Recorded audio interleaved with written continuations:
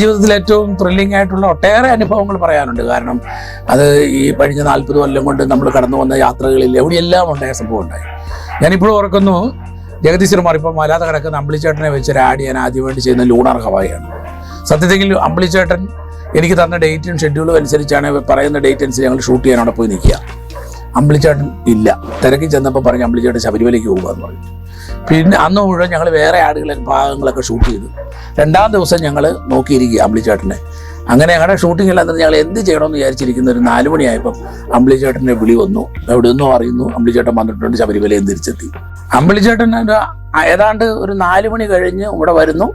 Makeup വേഗം makeup ഇടാൻ പറയുന്നു. മേക്കപ്പ് ഇടാൻ വേണ്ടി അടുത്ത വീട്ടിൽ നമ്മുടെ മാവേലിക്കര പൊന്നമ്മ ചേച്ചിയുടെ വീടാണ് തൊട്ടടുത്തുള്ളത്. ഇവിടെ തിരുവനന്തപുരത്ത് വെച്ചാണ് ഷൂട്ട് നടക്കുന്നത്. പൊന്നമ്മ ചേച്ചിയുടെ വീട്ടിൽ പോയി അദ്ദേഹം തന്നെ പെട്ടെന്ന് മേക്കപ്പ് ചെയ്ത് ഒരു 10-15 മിനിറ്റ് കൊണ്ട് ഇറങ്ങി വരുന്നു. അപ്പോൾ ലൈറ്റ് പോയി തുടങ്ങി 5 മണിയാകുന്നു. അപ്പോഴാണ് പറയുന്നത് ഒരു ഷോട്ട് എടുക്കുക. നിങ്ങളിപ്പോഴും കാണുന്നുണ്ടായിരിക്കും ഓട്ടോറിക്ഷ അദ്ദേഹം വന്ന് ഇറങ്ങുന്നതും കാല് തിരിഞ്ഞ് വീഴാൻ പോകുന്നതുമായ ഒരു പരസ്യം ഷൂട്ട് ചെയ്ത സമയമാണ് ഞാൻ പറയുന്നത്. അത് ഒന്ന് അമ്പിളിച്ചേട്ടൻ്റെ സ്പീഡായതുകൊണ്ട് ഏതാണ്ട് 15 മിനിറ്റ് എടുക്കെടുക്കെന്നും പറഞ്ഞ് ബഹളം വെക്കുക. ഞാനാണെങ്കിൽ അന്ന് അത്രയും വലിയൊരു എക്സ്പീരിയൻസ് ഉള്ള ഡയറക്ടറായിട്ട് മാറിയിട്ടില്ല. എൻ്റെ ആദ്യകാല പരസ്യങ്ങളിലൊന്നാണ്. അപ്പോൾ അമ്പിളിച്ചേട്ടൻ്റെ സ്പീഡിനൊപ്പിച്ച് എനിക്ക് ചെല്ലാനും പറ്റുന്നില്ല. ക്യാമറ അത് മൂവി ക്യാമറയാണ്. മൂവി ക്യാമറയൊക്കെ സെറ്റ് ചെയ്ത് വരാൻ കുറേ സമയങ്ങളൊക്കെ ഉണ്ട്.